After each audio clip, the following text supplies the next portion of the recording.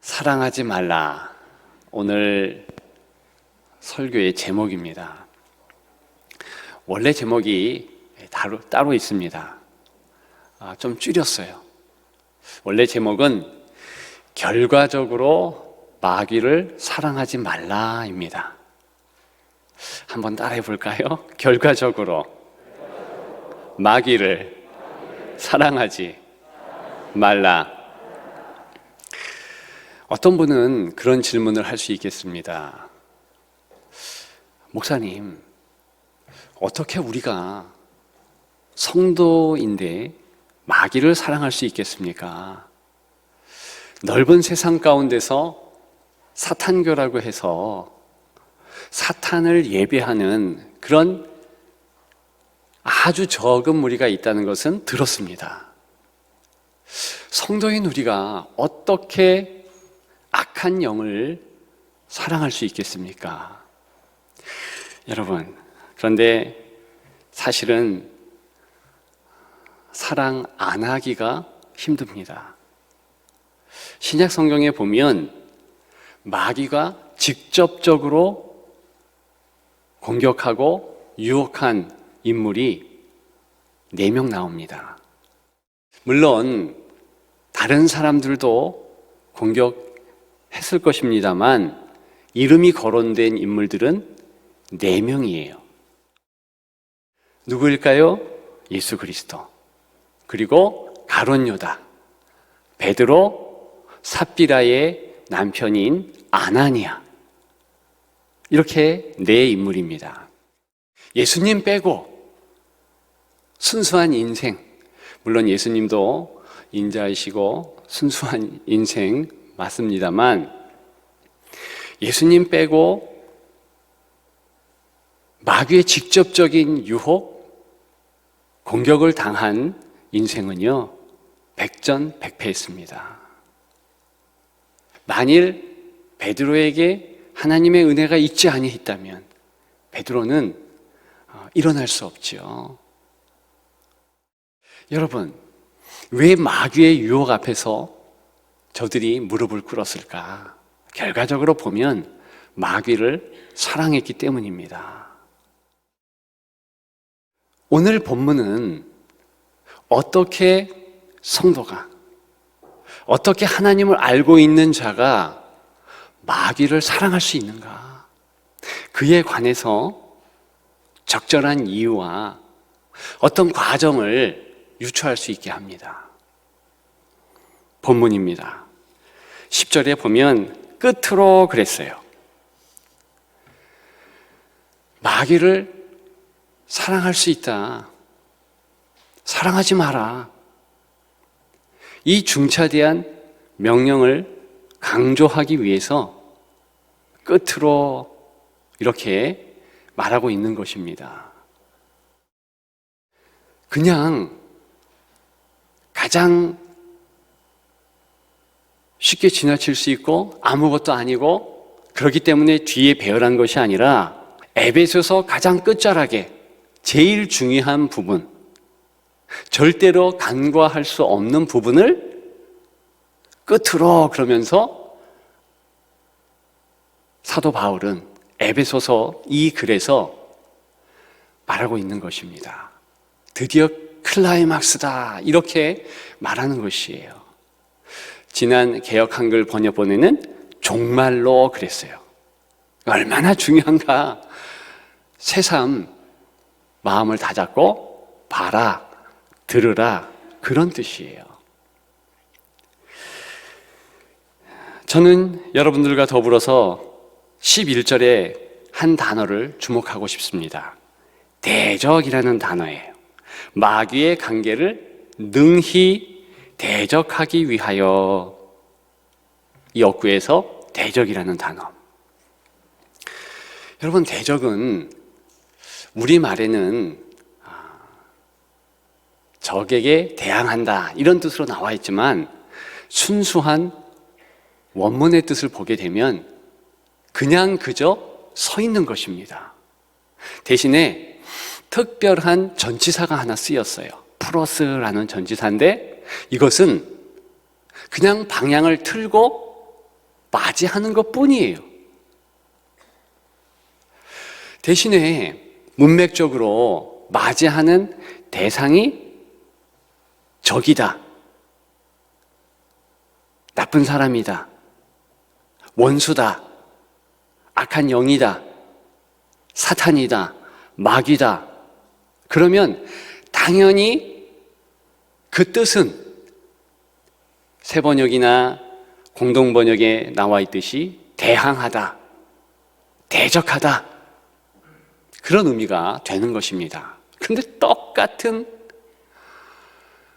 동사 전치사를 사용했는데 만일 친구를 맞이한다, 주님을 맞이한다, 이웃을 맞이한다, 그러면 향하여 호감을 가지고 정중하게 맞이함을 또한 의미하는 것입니다. 중요한 것은 원문에서 무엇인가? 감정이에요. 만일 그 감정에 저기를 가지고서 향하여 본다면 바로 대항하고 대적하는 뜻이 되는 것이고, 호감을 가지고 좋은 마음을 가지고서 웃는 얼굴로 향하여 대하면 바로 그것이 맞이한다, 접견한다, 접대한다, 이런 의미가 되는 것입니다. 여러분, 우리는 피상적으로 오늘 11절의 말씀을 대할 수 있습니다. 마귀의 관계를 능히 대적하기 위하여. 대적. 그냥 사단에 대해서, 마귀에 대하여서, 귀신에 대하여서 당연히 대항하지, 이렇게 넘어갈 수 있습니다. 정말 그럴까요? 여러분, 12절에 보면 그 마귀의 여러 모습을 4가지로 말하고 있습니다. 우리의 씨름은 혈과 육을 상대하는 것이 아니요 그랬어요. 사람을 상대하는 것이 아니다, 영적 존재를 상대하는 것이다. 그러면서 마귀의 4가지 영적인 모습을 말하고 있습니다. 통치자죠, 권세죠, 어둠의 세상 주관자들, 악의 영들, 이것이 악한 마귀의 모습입니다. 통치자, 말 그대로 지역을 장악했다는 뜻입니다. 어느 지역의 정치인, 사람, 그건 얘기하는 것이 아니라 특정 지역의 이 공중 권세 잡은 자의 하명을 따라서 지역에 이 마귀들이 활동한다, 그런 의미예요. 그런 뜻에서 저는 우리 지역 사회에 이러한 마귀의 활동이 멈춰지기를 소망합니다. 그래서 기도해야 되는 것이고요, 그래서 찬송해야 되는 것입니다. 복음이 전파돼야 되는 것이지요. 내 가정, 내 직장터, 이 마귀의 통치가 미치면 안 될 것입니다. 또 어떤 모습이 있습니까? 가장 마지막에 보면 하늘에 있는 악의 영들 그랬습니다. 영적인 통치의 사악함, 그 결과는 무엇인가? 파괴한다는 거예요. 그래서 악한이라는 뜻이 강조되고 있습니다. 멸망케 한다는 거예요. 사단이가, 마귀가 우리에게 좋은 마음을 가지고서 다가오는 것이 아닙니다. 절대 그렇지 않죠. 반드시 지옥으로 향하여 하나님을 등지게 하는 그런 마음을 가지고 있다는 거예요. 여러분, 중요한 것은 특별히 오늘 강조하고픈 내용이 2가지. 중앙에 나와 있죠? 권세들. 이 권세는요, 지배적인 가치관을 의미합니다. 그 가치관을 필요적절하게 이 사단, 권세자는 사용할 수 있다는 것입니다. 필요한 패를 내밀 수 있다는 거예요. 우리 사회에 지금 통용되고 중요한 가치관은 무엇입니까? 외모 지상주의, 물질 만능 시대, 특별히 물질 만능에 대해서 잠깐 생각해 볼 수 있습니다. 여러분 보십시오. 요즘 30대를 영끌 세대라고 그러잖아요. 영혼까지 탈탈 털어서 집을 장만해야 되는 세대. 그래도 집을 장만할 수 없다. 부동산 영끌, 이런 어구도 있었습니다. 어떻게 영혼과 이 부동산, 영혼과 집 견줄 수 있는가?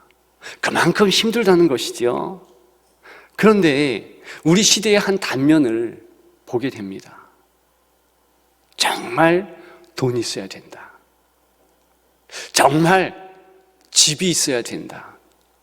일전에 한번 말씀드린 적이 있습니다만, 교회 다니는 것도 돈이 필요하다네요. 전도된 새 가족이 오지 않아서 제가 교구를 담당할 때 신방한 적이 있어요. 그랬더니 전혀 부끄러움 없이 개의치 않고 당당하게 그런 말을 했습니다. 10년 후에 좀 더 돈을 많이 벌고 그리고 다니겠습니다. 여러분, 때로는 교회에 헌금 안 내면 조금 부끄럽고 돈 쓸 데가 많이 있는 듯 보입니다. 돈이 있어야 교회도 다닌다, 이런 마음 들지 않습니까? 너무나 아쉽지만, 전혀 그런 것 아니지만 그런 시대가 되었고 교회도 그런 모습을 취한다는 것입니다. 여러분, 이런 부분이 바로 우리 가치관을 붙잡고 이용하는 사단의 악랄한 괴계를 우리가 생각해 볼 수 있다는 것이죠. 돈이 없어서 교회를 갈 수 없다? 그럴 수 없는 거잖아요. 돈 때문에 주일 성사할 수 없다? 그것도 이상한 거잖아요. 그런데 그런 것이 그냥 자연스럽게 여겨지는 것입니다. 처음에는 돈 좀 벌면 좋지 뭐. 거기까지는 괜찮아요. 그런데 좀 시간이 지나가면 돈 없으면 안 된다. 돈이 없으므로 불안한 거예요. 초조한 거예요. 힘든 거예요. 여러분, 과학 만능 시대 아니겠습니까? 아이들이요, 학교에 가면 과학을 배웁니다. 그런데 과학만 배우는 것이 아니라 문학이라 할지라도 모든 학문에 공동적으로 들어있는 사상이 다원주의예요. 하나의 큰 가설일 수밖에 없는데 정론으로 자리 잡았습니다. 꼭 동물의 왕국 이런 것 할 때마다 몇 억 년 전에 뭐뭐가 진화해서 이런 식으로 나가는 거예요. 좀 이상하지 않습니까? 그런데 이상한 것조차도 모르는 세태. 이것이 바로 권세요. 그 권세, 통용되는 가치관을 조작하고 만들고 이용하는 권세자, 마귀의 모습을 우리가 생각할 수 있다는 거예요. 여러분, 그리고 주관자들 그랬습니다. 이것은 미디어 같이 사람의 생각, 영향을 끼칠 수 있고 조절할 수 있는 그런 부분을 이야기합니다. 일전에 우리 성도 가운데 한 분이 저에게 문자를 남겼어요. 아들과 영화를 보러 갔는데 12세 이상이었는데 너무 놀랬다고. 동성 커플이 결혼을 해서 가정을 이루고요, 공공연하게 허그하고 키스하고 뭐 이런 것들이 있었다.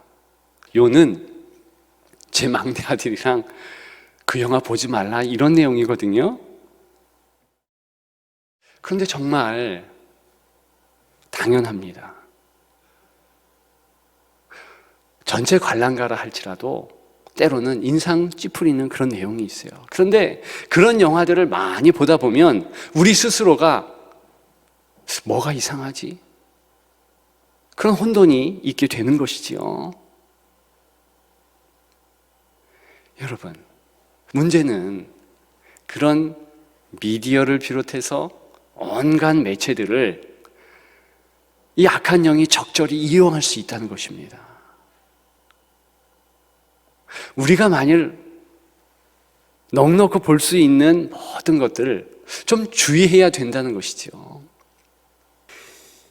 여러분, 요한일서 2장 15절 뭐라고 나와 있는가? 이 세상이나 세상에 있는 것들을 사랑하지 말라 그랬습니다. 이 세상, 그리고 이 세상에 있는 것들을 사랑하지 말라. 여러분, 놀라운 것은요, 요한일서 2장 15절에 사랑하지 말라 할 때 그 사랑은요, 하나님을 사랑하다라고 신약 성경에서 말할 때 아가파오, 그 단어를 사용하고 있다는 것입니다. 그래서 진리는 무엇인가? 그것은요, 세상 것들, 또 세상을 하나님처럼 신격화해서 사랑한다는 거예요. 누가 처음부터 그러겠어요?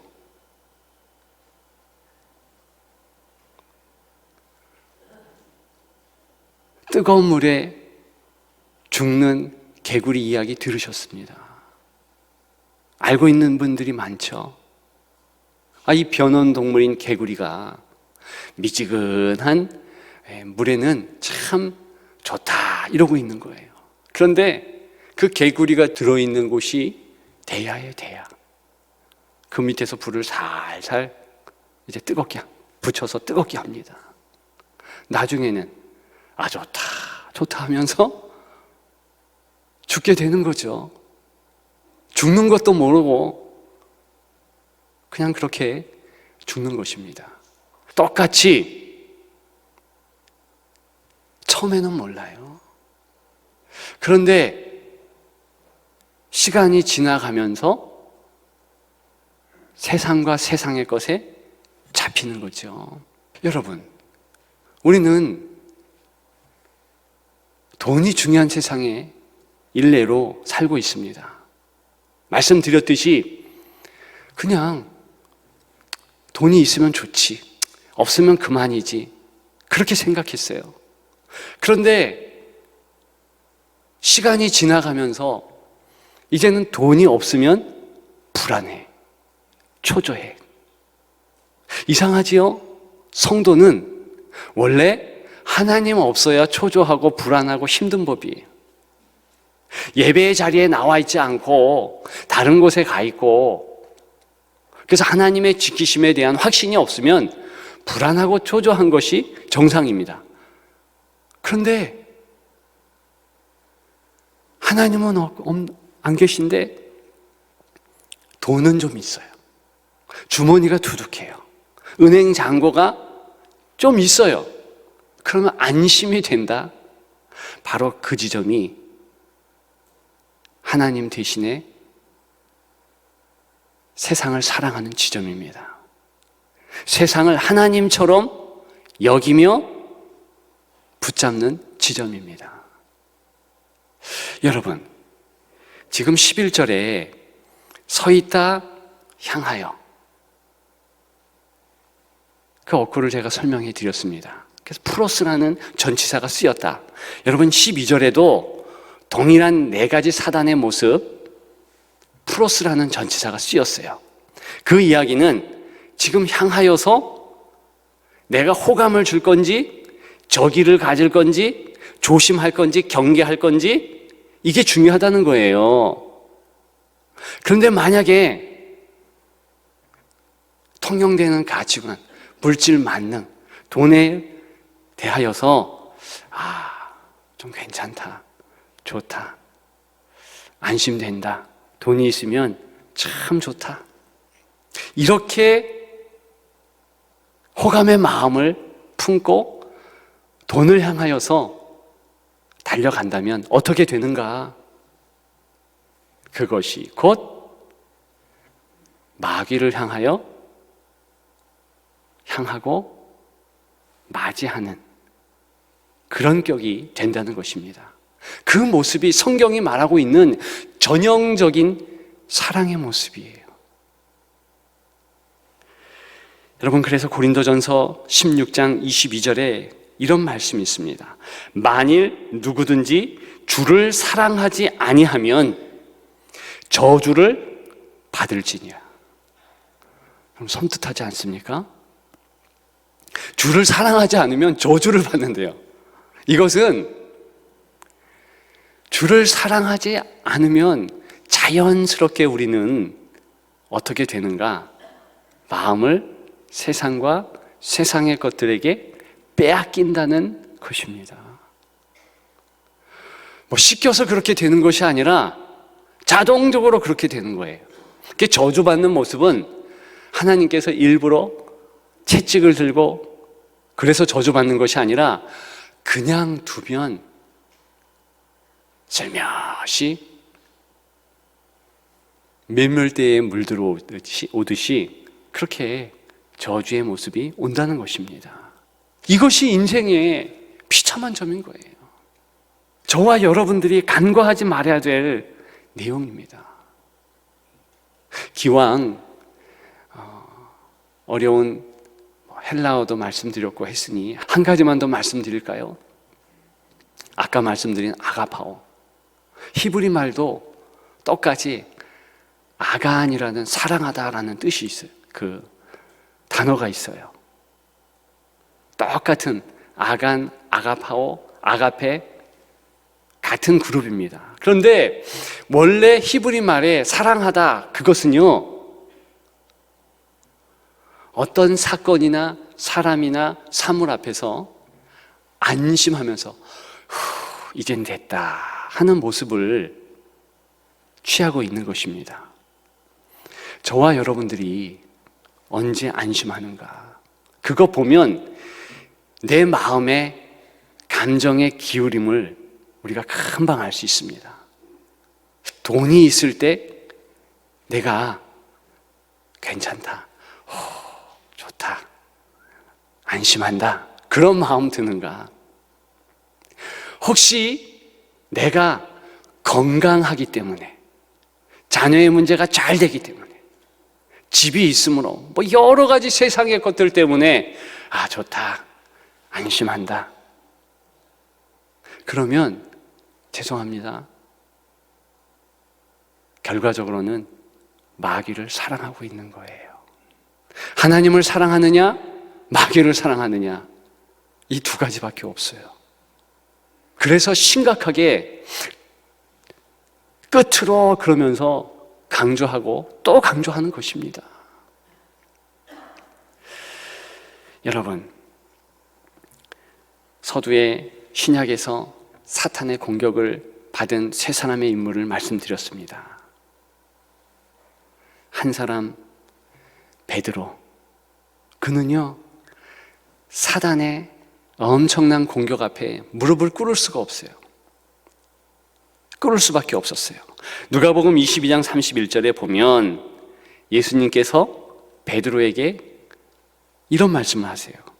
시몬아 시몬아, 베드로의 다른 이름이죠. 보라, 사단이 너희를 밀가부르듯 하려고 요구하였으나 그러나 내가 너를 위하여 내 믿음이 떨어지지 않기를 기도하였노니. 그러니까 예수님께서 도와주셨다는 거예요. 그래서 넘어졌고 쓰러졌지만 다시 일어날 수 있었다는 것입니다. 실제로 베드로는 예수님을 3번 부인했잖아요. 나 예수 몰라. 예수는 저주받을 자야. 이러면서 3번이나 막 나갔죠. 그 이후에 부활하신 예수님은 바로 그 베드로를 찾아가십니다. 비난하지 않죠. 다른 말씀 안 합니다. 단 3가지 질문하셔요. 똑같은 질문입니다. 네가 나를 사랑하느냐? 질문으로 말씀하신 강조법이에요. 강조적 명령이죠. 너는 나를 사랑하라. 여러분, 마귀를 사랑하지 않으려면 어떤 한 가지 방법이 있어야 되겠습니까? 단 한 가지밖에 없어요. 예수 그리스도를 사랑하는 것 외에는 마귀를 사랑할 수밖에 없는 거예요. 그래서 예수 그리스도께서 베드로에게 네가 나를 사랑하느냐? 3번 질문하시면서 너는 나를 사랑하라. 그렇게 말씀하셨습니다.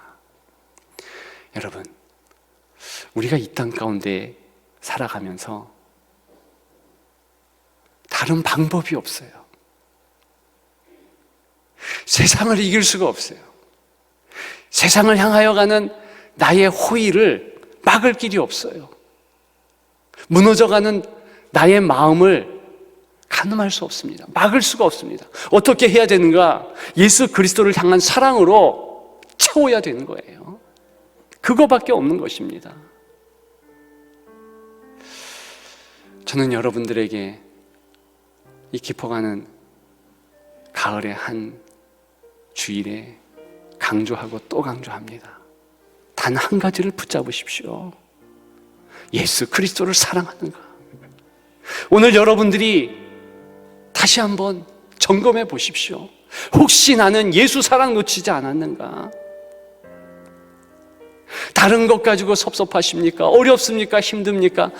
이유는 한 가지, 예수 사랑이에요.